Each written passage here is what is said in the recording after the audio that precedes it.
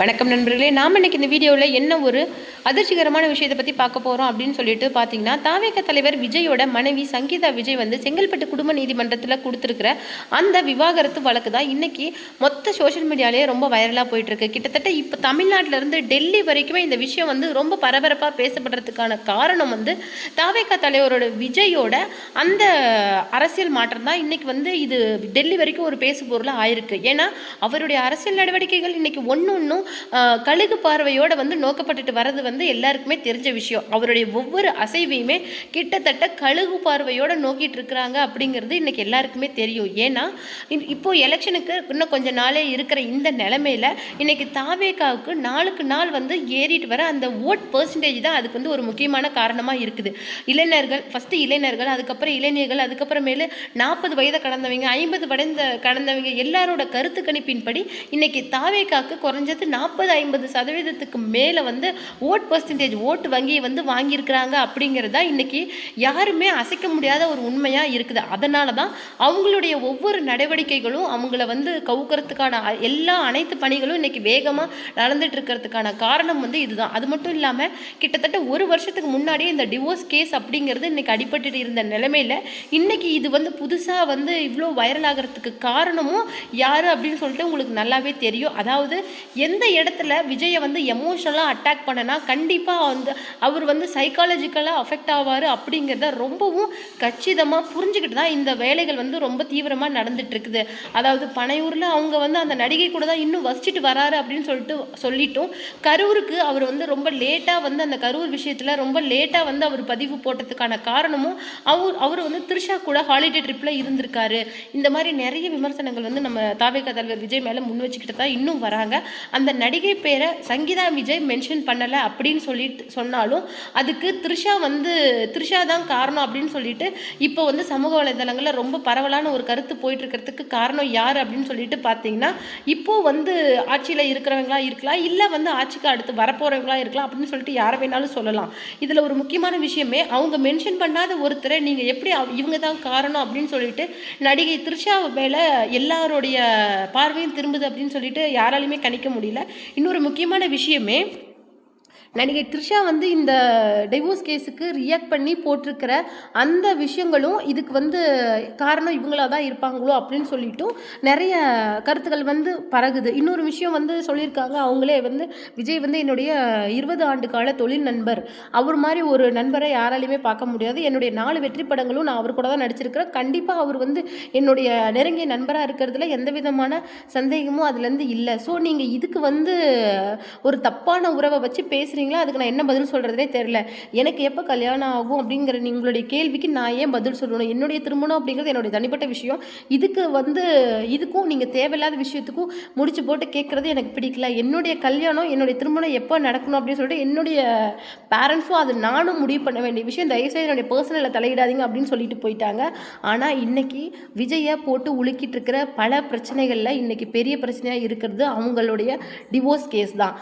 அவர் வந்து என்ன நினைக்கிறாங்க, விஜய் தரப்பு வந்து நினைக்கிறது என்ன அப்படின்னு சொல்லிட்டு பார்த்தீங்கன்னா, ஏப்ரல் 20ஆம் தேதி வரைக்கும் இந்த பிரச்சனையை வளர விடக்கூடாது. ஏன்னா ஏப்ரல் 20ஆம் தேதி வந்து கோர்ட்டில் ஆஜராக சொல்லியிருக்காங்க. ஆனால் அதுக்குள்ளேயே இந்த விஷயத்தை வந்து பேசி சுமூகமாக முடிச்சிடலாம் அப்படின்னு சொல்லிட்டு விஜய் தரப்பு யோசிச்சுட்டு இருக்கிறாங்களா. இன்னொரு முக்கியமான விஷயம் வந்து, புசி ஆனந்த் வந்து எல்லா டிவிகே நிர்வாகிகளுக்கும் ஒரு சுற்றறிக்கை என்ன விட்டுருக்காரு அப்படின்னு சொல்லிட்டு பார்த்தீங்கன்னா, இந்த மாதிரி இவருடைய டிவோர்ஸை பற்றியோ இல்லை சங்கீதா விஜயை பற்றியோ இல்லை தாவேகா தலைவருக்கு ஆதரவாக பேசணும் அப்படின்னு சொல்லிட்டு யாருமே எந்த விதமான கருத்தையும் மீடியாவுக்கு கொடுக்கக்கூடாது. இன்னொரு முக்கியமான விஷயம், எந்த ஒரு சமூக வலைதளங்களையும் இதை பற்றின பதிவை நீங்கள் போடக்கூடாது அப்படின்னு சொல்லிட்டு ரொம்ப ஸ்ட்ரிக்டாக வந்து போட்டிருக்கிறாரு. இன்னொரு முக்கியமான விஷயம் இதில் வந்து என்னென்னு சொல்லிட்டு பார்த்தீங்கன்னா, இந்த விஷயத்தை அவங்க கேட்ட மாதிரி ஜீவனாம்சம் அவங்களுக்கு கேட்ட அவங்க வந்து மென்ஷன் பண்ணிக்கிறது ஒரு சண்டையோ இதோ கிடையாது. அவங்க கேட்டது ஜீவனாம்சம். இந்த பிரச்சனை உண்மையாகிற பட்சத்தில் அதை சுமூகமாக ஒரு 20 நாளைக்குள்ளேயே பேசி முடிக்கலாம் அப்படின்னு சொல்லிட்டு விஜய் தரப்பு ஆலோசிச்சுட்டு இருக்கிறதா ஒரு முக்கியமான தகவல் தகவலும் இப்போ வந்துட்டு இருக்குது. இன்னொரு முக்கியமான விஷயம் என்ன சொல்லிட்டு பார்த்தீங்கன்னா, நம்ம சங்கீதா விஜயோட நெருங்கிய தோழியான நம்ம அஜித் குமாரோட ஒய்ஃபான ஷாலினி, அவங்க 2 பேரும் பேசின வீடியோக்கும் நிறைய வைரலாக போயிருக்கு. அது என்னன்னு சொல்லிட்டு பார்த்தீங்கன்னா, அவங்க வந்து இந்த கிட்டத்தட்ட ஒரு 4 to 5 இயர்ஸாக டிப்ரெஸ் ஆனாங்கல்ல, இந்த அவங்க ஹஸ்பண்ட் அண்ட் ஒய்ஃப்குள்ளே ஆன டிப்ரெஷனை பற்றின விஷயங்களை தன்னுடைய ஃப்ரெண்டுக்கிட்ட ரொம்ப பர்சனலாக ஷேர் பண்ணியிருக்கிறாங்க. ஸோ அதனால் கூட வந்து நம்ம ஷாலினியும் சரி, அவங்களுடைய கணவரான அஜித் குமாரும் சரி, இந்த விஷயத்தில் சற்று கோவமாகவும் இல்லை வந்து தலையிடாமலும் இருக்கலாம். ஏன்னா என்னதான் இருந்தாலும் இது ஒரு கணவன் மனைவி பிரச்சனை. அவங்க ஒரு கொஞ்ச நேரம் உட்காந்து பேசினா இந்த பிரச்சனையை தீர்த்துட்டு போயிடலாம். ஆனால் இதை வந்து ஒரு அரசியல் தளத்திலேருந்து பார்க்குறதோ, இல்லை வந்து 3வது மனுஷங்க இதில் இந்த பிரச்சனையை விளக்க ட்ரை பண்ணுறதோ, இது பெரிய சர்ச்சையாக தான் போய் முடியும். இது அவங்க 2 பேரும் பேசியே முடிச்சிடலாம். தயவு செய்து யாரோட பர்சனல் வாழ்க்கையிலையும் தலையிடாதீங்க அப்படின்னா அப்போலேருந்தே வந்து தலை வந்து இதை சொல்லிட்டு இருக்கிற ஒரு விஷயமே, நடிகைகள் ஆகட்டும், எல்லாருக்குமே ஒரு ப்ரைவேட் ஸ்பேஸ் அப்படிங்கிறது இருக்குது. தயவு செய்து அது இந்த சமூகம் ஏன் கொடுக்க மறுக்குது அப்படிங்கிறத என்னால் புரிஞ்சுக்க முடியல. அவங்க நடிக்கிறாங்க, உங்களுக்கு வந்து அவங்க வந்து ஒரு பெரிய இன்ஸ்பிரேஷனாக இருக்காங்க, ரோல் மாடலாக இருக்காங்கங்கிறதெல்லாம் சரி. ஆனால் அவங்களுக்கு ஒரு ஃபேமிலி இருக்குது, ப்ரைவேட் ஸ்பேஸ் அப்படிங்கிறது, ப்ரைவேட் லைஃப் அப்படின்னு சொல்லிட்டு ஒன்று இருக்குது. அதில் வந்து நீங்கள் இன்டர்ஃபியர் பண்ணுறது அவங்க எப்படி அலோவ் பண்ணுவாங்கன்னு நீங்கள் நினைக்கிறீங்க? அது ரசிகர்களாகட்டும், யாராக இருக்கட்டும், அதை வந்து கண்டிப்பாக வந்து நாங்கள் விரும்ப மாட்டோம். தயவு செய்து எங்களுக்கான ஸ்பேஸை நீங்கள் வந்து கொடுத்துருங்க அப்படின்னு சொல்லிட்டு ரொம்பவும் வந்து கோவமாக சொல்லியிருக்காங்க. இதுக்கு காரணம் என்னன்னு சொல்லிட்டு பார்த்தீங்கன்னா, அரசியல் தளத்தில் வந்து விஜய் சங்கீதாவோட விஷயத்தை பற்றி பேசாமல் இருக்கிறது பரவாயில்ல அப்படிங்கிற மாதிரி இன்டெரக்டாக வந்து தலை சொல்லியிருக்கிறாரு. அவர் வந்து இந்த கரூர் விஷயத்தில் என்ன சொல்லியிருந்தாரு அப்படின்னு சொல்லிட்டு பார்த்தீங்கன்னா, எல்லா தலைவர்களும் இதுக்கு காரணம் வந்து கொஞ்சம் கூட அனுபவம் இல்லாத தாவேகா கட்சி தான் அப்படின்னு சொல்லிட்டு சொல்லும்போது, ஆனால் அஜித் குமார் மட்டும் சொல்லியிருந்த ஒரு அதிர்ச்சிகரமான விஷயம் என்னன்னு சொல்லிட்டு பார்த்தீங்கன்னா, இதுக்கு வந்து எப்படி அப்படி சொல்ல முடியும்? அவர் ரொம்ப இன்டெரக்டாக இதுக்கு முழுக்க காரணம் ஆளும் அரசு தானே. ஏன்னா அவங்க தானே தக்க நடவடிக்கை, தக்க பாதுகாப்பு, ஒரு கட்சி கூட்டம் நடக்குது, ஒரு தலைவர் வராரு, இல்லை ஒரு நடிகர் வராரு அப்படிங்கிற பட்சத்தில் அந்த இடத்துல நீங்கள் இவ்வளோ கூட்டம் தான் கூடும் அப்படின்னு சொல்லிட்டு நீங்கள் எப்படி கெஸ் பண்ணுவீங்க? அப்படி கெஸ் பண்ணுறதே ரொம்ப தப்பான விஷயம். கண்டிப்பாக வந்து நீங்கள் அதுக்கு முன்னெச்சரிக்கை நடவடிக்கை எடுத்துருக்கணும், பாதுகாப்பு கொடுத்துருக்கணும் அப்படின்னு சொல்லிட்டு ஒரு இன்டர்நேஷ்னல் மீடியாவுக்கு அவர் வந்து கொடுத்துருந்தார். ஏன்னா கரூரில் செத்த கிட்டத்தட்ட 45 பேர் ஒரு கூட்டத்தில் செத்துருக்காங்க அப்படிங்கிறது ஒரு நேஷ்னல் நியூஸாக மாறினது வந்து யாராலையுமே மறக்க முடியாத விஷயம். இன்னமும் அந்த கரூர் பிரச்சனை வந்து தாவேகா தலைவர் விஜயை துரத்திக்கிட்டு தான் வருது. அதுக்கான சிபிஐ விசாரணை டெல்லியில் இப்போ போயிட்டு இருந்தாலும் இப்போ ரொம்ப முக்கியமாக கவனிக்கப்படுறது நம்ம தாவேகா தலைவர் விஜய் மற்றும் சங்கீதா விஜயோட டிவோர்ஸ் கேஸ் தான் இப்போ ரொம்ப முக்கியமாக கவனிக்கப்பட்டுட்டு வருது. அவங்க கட்சி வந்து நினைக்கிற 2 விஷயம் என்ன அப்படின்னு சொல்லிட்டு பார்த்தீங்கன்னா, ஏப்ரல் 20க்குள்ளே இந்த பிரச்சனையை சுமூகமாக ஒன்று பேசி முடிக்கணும்.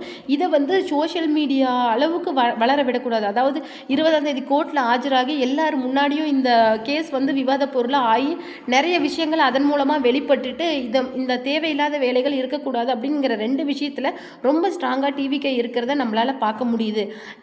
இது மாதிரி ஒரு புறம் இருக்கிற அவர் வந்து மனசில் இவ்வளோ வலி பிரச்சனைகளை சுமந்துக்கிட்டு இன்றைக்கி வந்து எத்தனை அரசியல் பயணங்கள், எத்தனை டிஸ்ட்ரிக்டில் இன்றைக்கி அவர் மாநாடு போட்டுக்கிட்டு இந்த மாதிரி இப்போ அவர் வந்து அவருடைய அந்த இலக்கை நோக்கி பயணிச்சுட்டு போகிறத பார்க்குறதுக்கு எல்லாருக்குமே ரொம்பவும் ஆச்சரியமாகவும் அதிசயமாகவும் இருக்குது.